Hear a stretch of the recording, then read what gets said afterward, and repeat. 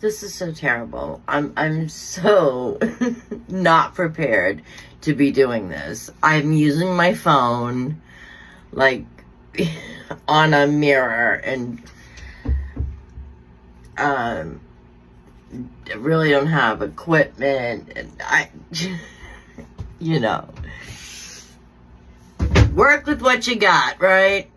And for now, that's what I'm doing. And a lot of the stuff that I'm going over right now is not necessarily the stuff that I have or care about showing as proof of what I'm saying. It's older stuff, the beginning.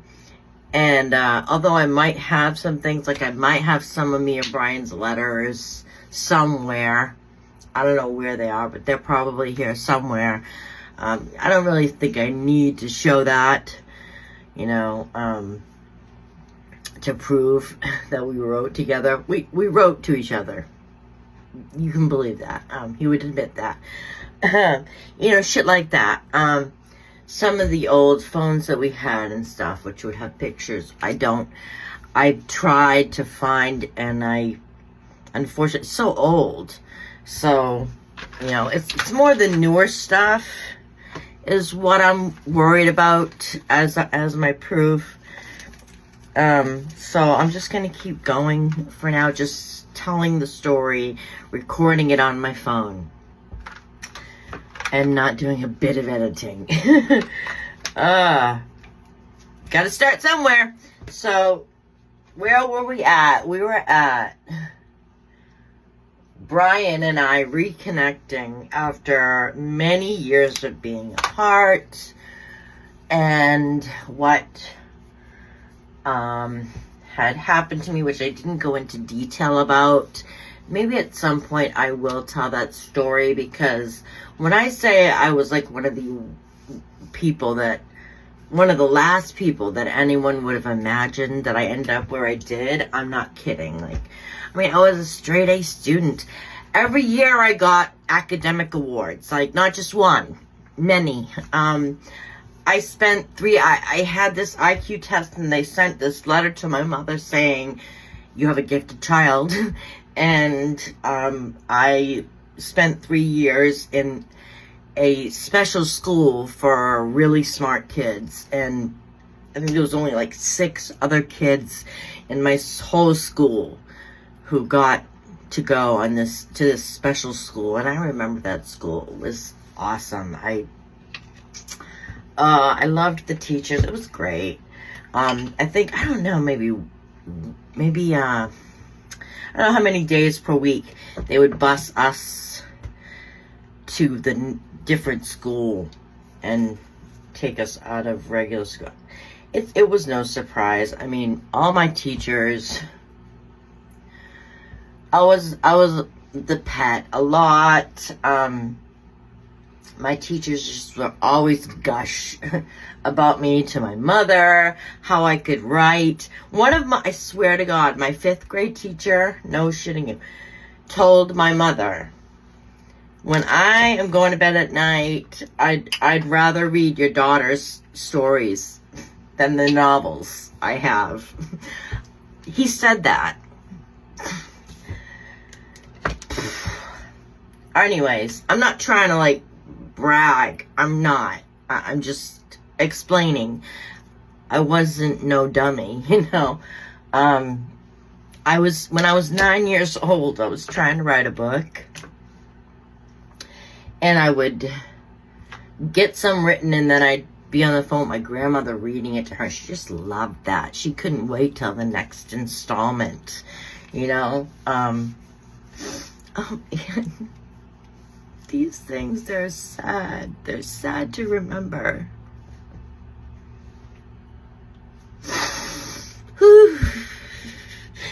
Anyway, what was my point? I can't even remember. I was a smart kid. And,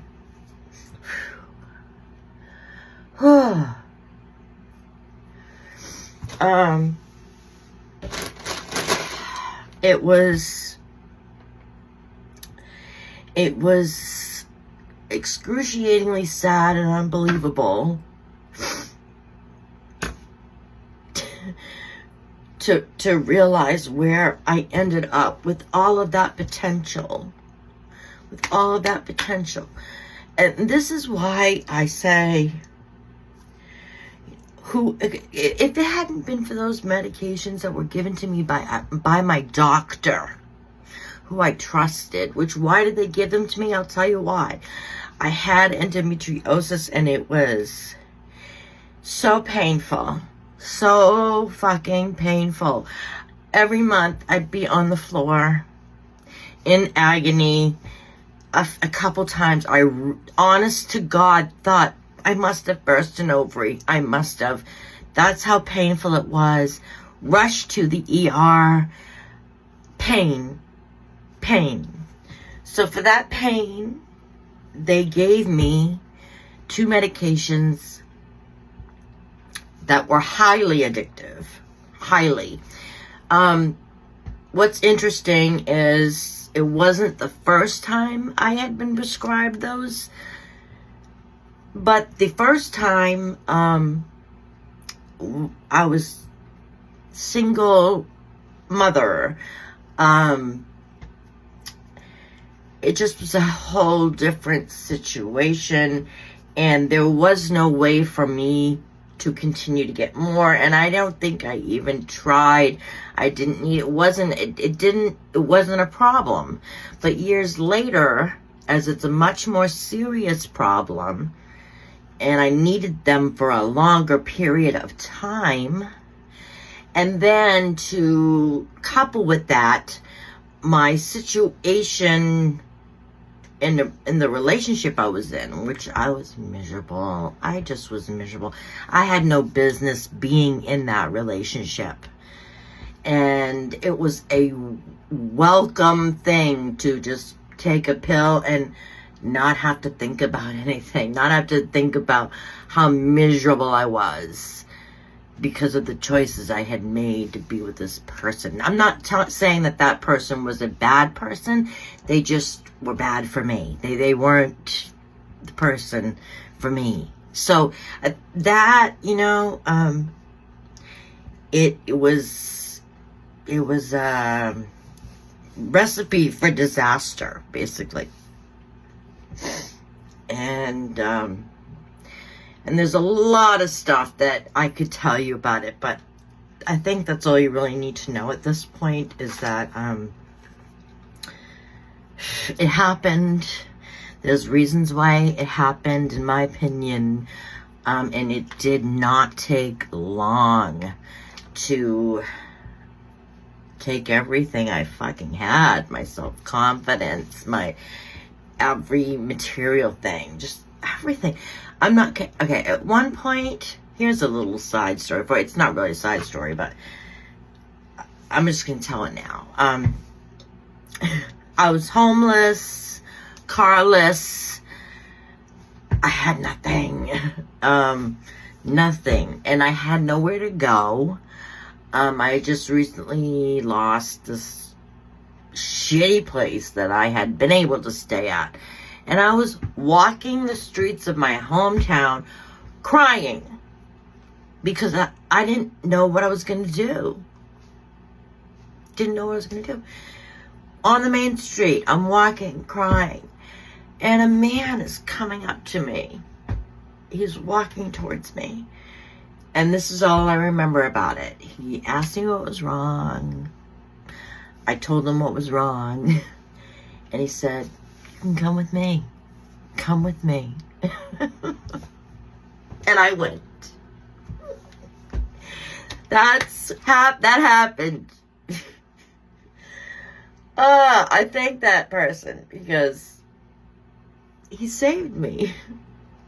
I mean, there was a reason for why he did that. I'll put it to you this way. If it was someone else, he might not have done that. I think. But whatever. He did that for me.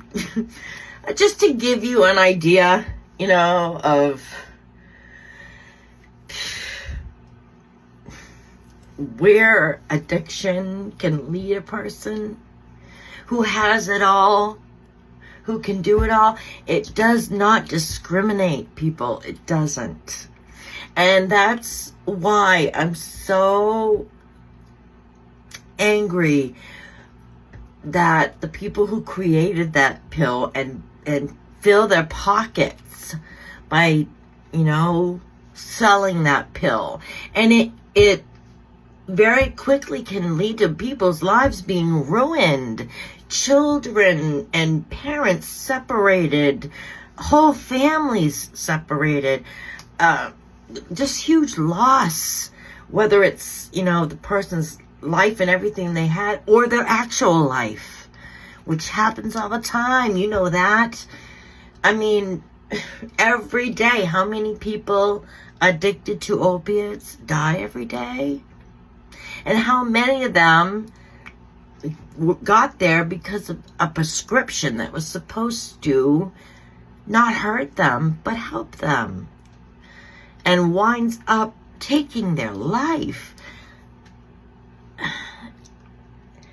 I don't like to admit what happened to me publicly, because people say things like all addicts should die, then we're rid of the problem, and things like that. And people can't help it. They look at you differently. Oh, that person might steal from me, or just they do.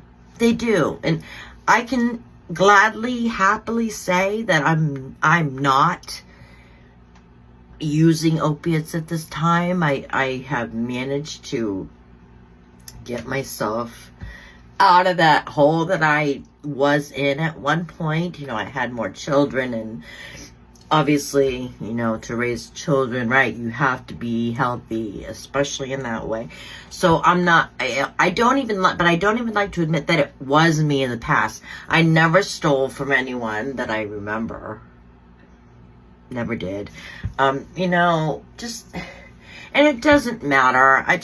People just do that. They look at you different now. Now that they know that about you, they don't see you the same that they did before. So I'm making a big, leap of faith here about doing this. And you know what? Then I come to the realization that what other people think about me doesn't matter to me. They can think whatever they want, That's them and their I can't control that. And I shouldn't. Anyways, I shouldn't even want to. People are who they are, and I am who I am. And if I'm going to be judged, there's nothing I can do about it. And it shouldn't bother me. I can't let it bother me that people are ignorant or, have biases, or what. I can't do anything about it. I would like to. I really would like to, but there's nothing really I can do about it except just speak up and speak truthfully. And, hopefully someone might hear something I say and be able to maybe turn their minds around. Who knows? It can happen. Okay, so the point is, by the time I met Brian, my illness was at its peak. Like I explained, I was hoping to die very soon. And then I was with somebody. I lost everything, but I managed to rent this the downstairs of this house that one of my old classmates owned. Actually, they lived upstairs and they let me rent the downstairs, but I couldn't lock my door there so anyone could walk in. I could lock. I had a little tiny one of those little locks that you could lock when you were inside, but you couldn't lock it when you left. It wasn't ideal, and most of the stuff there wasn't even mine. I can't remember if it was even my bed. I can't remember. Anyways, it wasn't the best of situations, but at least I had a place, you know, that wasn't in the outside. And I ended up finding, I ended up seeing an old classmate of mine that I don't even know if we ever spoke one word to each other while we were in high school together. This is so strange. But I knew who he was. I'm sure he knew who I was. He did. But we just never, we weren't in the same group of people. And I don't even think we ever talked to each other. But I saw him somehow connected to someone. And I made it clear, I thought, that I wanted to be in a relationship with him. I think I was just trying not to be alone or something. But he didn't get it. He had a head injury. He had a previous head injury, and it did affect him. And I don't know, maybe he just didn't think that someone like me, I don't know. But I had to, like, continue. Finally, I was like, dude, I'm offering myself to you. Do you want it or not? Give me an answer. And he was like, oh my God, okay. Yeah, I want it. You know, so we were together. Oh man, just to think about this shit. And I don't know how long we were together for, but while we were together, somehow, I ended up talking to Brian, who had already reconnected with, to a certain degree at that point, because Brian also had become an opiate addict. And he had become a drug dealer, and just, it touches so many people and so many lives. Anyways, I called him while I was with this other guy, and I was going to pick him up, and I told him we're on the way. He told me later, when you said we're on the way, my heart sank, because then I realized you were with someone, and I thought you were by yourself, but I wasn't. I was with someone, and he was my friend, so I wanted to hang out with my friend, and my boyfriend was also there, and we did hang out, and he just made me smile. I was smiling the whole time. Couldn't help myself. I would jump and touch his back, and just, I mean, it probably wasn't nice to the guy I was with. I couldn't help it. I loved Brian, whether we were friends or, you know, more. I just loved him. And he did have this reputation with people. So, some people, without even knowing him, just had this idea of who and what he was, and I was kind of smashing that with some of these people because, you know, they didn't know the real him. Whatever. Anyways, the guy I'm with ends up going to jail. And I was alone, so the first thing I did was get on the phone and call Brian. And he came running. Okay. Now here's where it starts, literally, right away, starts being a question mark. I don't even remember who it was said to or what, but there was like a joke, because obviously the minute my boyfriend was now in jail, I'm calling Brian over, and we're suddenly stuck together, and basically you can call us together. Which I can take it. Yeah, that probably wasn't really nice of me. But you gotta understand where I was at that point. Nothing mattered to me. nothing except for drugs and wanting to die. Like, that's, I wasn't gonna walk the right footsteps with that frame of mind. It just wasn't gonna happen. And I do feel bad for hurting people when I was in those states, which I did. I hurt people, you know, not maliciously, not on purpose, just, it was bound to happen. But anyways, the thing that was questionable was, to me, was Brian.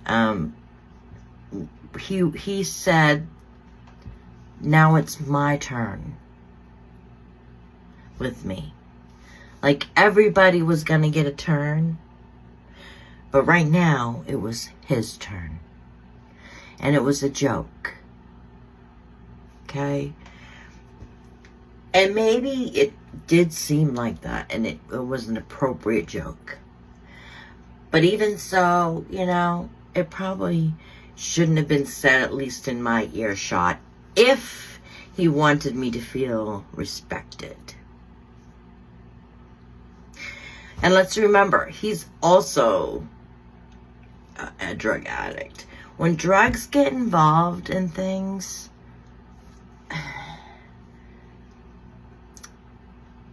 what can I say? It changes everything. It changes everything. And not for the good. Not for the good. But, you know, that joke was said, and I did nothing to combat it. I did nothing to, you know, defend myself against it. I just said nothing, let it go. And this is 22 minutes long, and I don't know how long I should go. I really feel like I shouldn't go more than this amount of time at a time telling this story. So I'm gonna stop here. I know I keep saying it, but I really gotta get on board with learning some editing skills, at least, if I'm not gonna have the appropriate setup. And, you know, I don't know what the best things are to do to make people want to watch these videos that I'm going to make, that I'm making. I don't know, but I probably should learn. Really, the main thing that I care about is just telling my story. So maybe I'm much too worried about all the other shit, and all I need to worry about is just telling my story. And if anybody wants to hear it, they're gonna listen. And if anybody doesn't want to hear it, they're not going to. And that is okay. That is A-okay. Okay, there we go. I'll see you next time.